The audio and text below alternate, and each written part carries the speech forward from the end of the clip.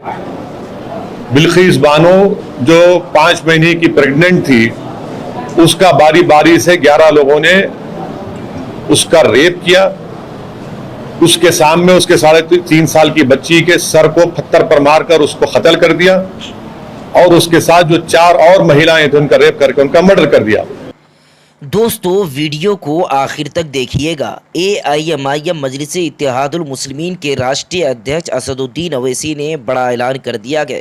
बिल्किस बानो की केस जब से सामने आया है और 11 आरोपियों को छोड़ने की बात की गई है, उसके बाद से ही असदुद्दीन अवैसी अलग अलग तरह के बयानात दे रखे गए। असदुद्दीन अवैसी ने यह बात कही है कि एक समुदाय के होने की वजह से, मुसलमान होने की वजह से बिल्किस बानो को इंसाफ नहीं मिल पा रहा है। असदुद्दीन अवैसी ने भारतीय जनता पार्टी को लेकर और बिल्किस बानो के इस केस को लेकर बड़ा ऐलान कर दिया है। क्या कुछ कहा है इस वीडियो के अंदर देखें और कमेंट बॉक्स में जाकर अपनी राय को जरूर बताएं। हम प्रधानमंत्री से पूछना चाह रहे हैं कि ये आपका अमृत उत्सव है क्या, कि जिस महिला को जो 5 महीने की प्रेग्नेंट थी,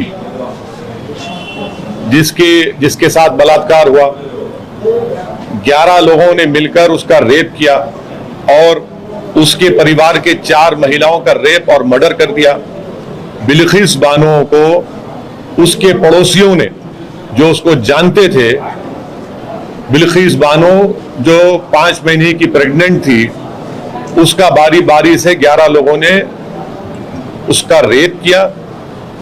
उसके सामने उसके 3.5 साल की बच्ची के सर को पत्थर पर मारकर उसको कत्ल कर दिया और उसके साथ जो 4 और महिलाएं थी उनका रेप करके उनका मर्डर कर दिया।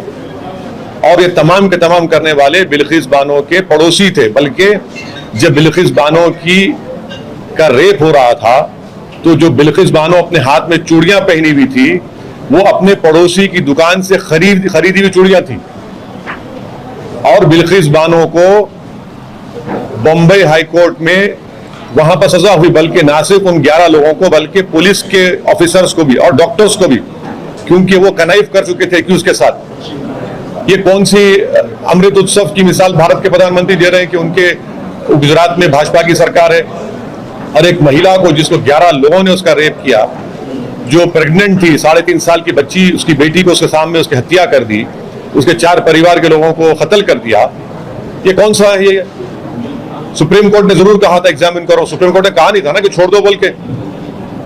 अगर आप छोड़ना चाहेंगे तो फिर आप क्यों नहीं छोड़ते मुंबई ब्लास्ट में जो रुबीना मेमन है, 17 साल से वो भी जेल में है। गुजरात में वडोदरा सीरियल ब्लास्ट में 18 साल से जेल में है। गोधरा के लोग 19 साल से जेल में है। छोड़िए इनको भी आप। जो भी डिसीजन भाजपा लेती है वो एक रिलीजियस समुदाय के हक में हमेशा लेती है और कंप्लीटली बायस्ड होकर लेती है।